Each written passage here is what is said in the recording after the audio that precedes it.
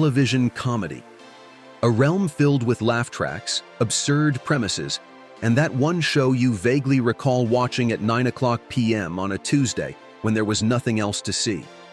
Welcome back to the Guilty Pleasure series, where I'm digging through the pop culture attic, blowing the dust off the VHS tapes, and trying my best to explain why these shows are on my guilty pleasure favorites, and asking the hard questions like, did we actually laugh at this, or were we just hypnotized by the flashing lights? These aren't your Friends or your Seinfelds. No, these are the shows that existed on the fringes, those oddballs and cult curiosities that slip through the cracks of mainstream memory. Today, on GPS, Episode 6, we're diving headfirst into 3 wildly different but equally fascinating sitcoms: Unhappily Ever After, Greg the Bunny, and Legends of Chamberlain Heights. Before we dive into today's topic, I want to remind you of something important. If you're enjoying these conversations, if you find yourself nodding along or even shaking your head but loving the fact that you can think while you're watching, do me a solid. Press the like button. Leave a comment to share your thoughts. I read them all and appreciate diverse viewpoints. And most importantly, remember to subscribe and activate the notification bell to stay updated whenever a new video is released. Trust me, you don't want to miss what's coming up. IM has got a lineup of topics that will make you laugh, question, and maybe even argue with your screen a little. All right, ready? Let's jump into it. In Hollywood, as soon as your career slumps, you take drugs, clean up, go on Barbara Walters, and shed a tear over your brave struggle. Barbara, I know I did wrong. I only hope my fans can forgive me and come to my next movie. Let's start in the mid-90s with a little gem that lived in the shadow of Married with Children. And I mean that literally, because Unhappily Ever After was basically pitched as, what if Married with Children? But instead of Al Bundy, we had a man who talks to a stuffed bunny. Premiering in 1995, this show was the brainchild of Ron Levitt, one of the same guys behind Married with Children. The setup? Jack Malloy, played by Jeff Pearson, is a depressed former politician whose marriage has gone down in flames. His only comfort in life is a talking stuffed bunny named Mr. Floppy, voiced by Married with Children's own Bobcat Goldthwait. Yes, a man in his 40s talking to a bunny that gives him life advice. That's the hook. The comedy was wild, mean-spirited, and honestly, ahead of its time in a dark way. But here's the kicker. While the parents were dysfunctional, the show quickly realized its breakout star wasn't the father.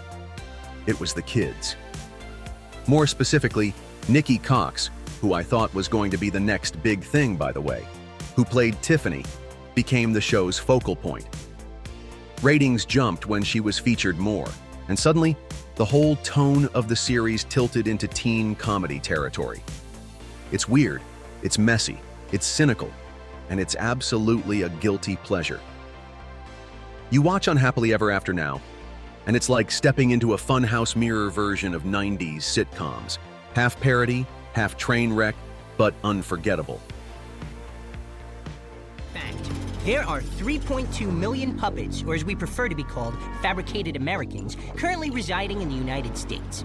And despite all of our many accomplishments, most people would still rather chamois their car with us than have us date their daughters. But, I don't let it get me down. Hey, after all, some of my best friends are humans. Now let's hop forward to the early 2000s, where Fox, always the risk-taker of TV networks, decided to ask a bold question. What if Sesame Street characters were adults, had egos, and lived in the real world? Thus, Greg the Bunny was born in 2002. This show followed the adventures of Greg, a puppet who lands a role on a children's TV show called Sweet Knuckle Junction. But the magic wasn't just in Greg himself. It was in the fact that puppets in this world were treated as second-class citizens. They could walk, talk, drink, party, and date, but humans still saw them as inferior. Cue the comedy gold. The show was clever, satirical, and self-referential, long before the term meta became widely used. It wasn't afraid to poke fun at Hollywood egos, racism, in the form of puppet discrimination, or even the soullessness of children's programming. And it had some serious talent attached, like Seth Green, Sarah Silverman, and Eugene Levy, and the voice work, like Dan Milano, who did voices for Greg and Warren the Ape, and Drew Massey, who voice acted my favorite character of the show, Count Blah, and so many more voice actors who brought the puppets to life in ways that made you forget you were looking at felt and foam. Unfortunately, Greg the Bunny was too weird and too niche for early 2000s network TV. It got canceled after one season, though it later lived on through IFC and DVD releases, cementing itself as a cult comedy legend. Watching it now feels like a time capsule of when TV was willing to be unapologetically bizarre, and that's exactly why it earns a spot.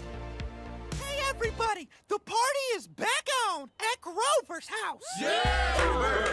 I can't wait to try these new Dos Becky's. This party gonna be legendary. The house is clean, the drinks is mean, and my meat's finna be seen. Bars!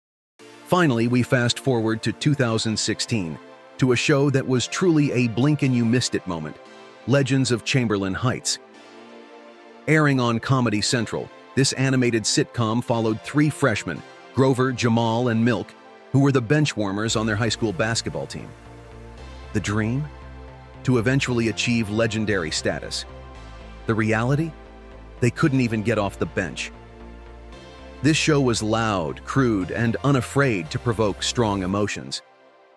Think South Park meets the Boondocks, but without the cultural staying power of either.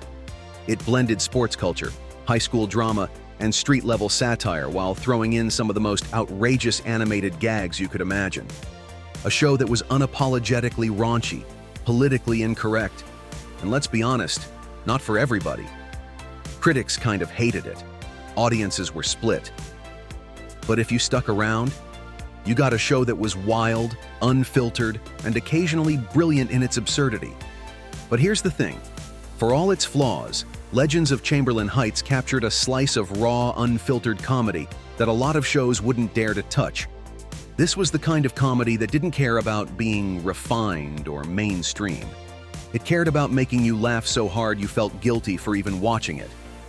It wasn't polished, it wasn't perfect, but it was fearless. And in the world of guilty pleasures, fearlessness counts for a lot.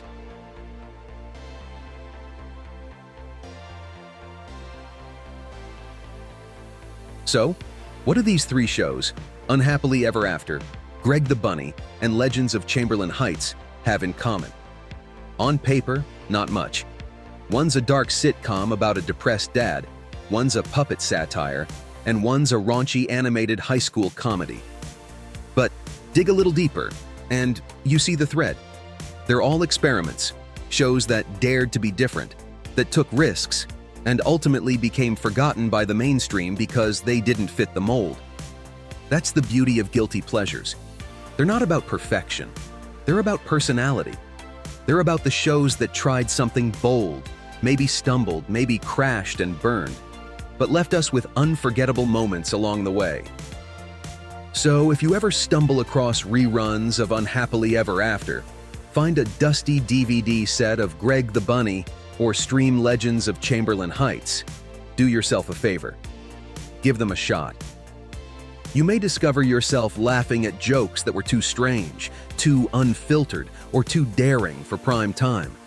And that's precisely why they are memorable. And that's another dive into the wonderfully weird world of guilty pleasures.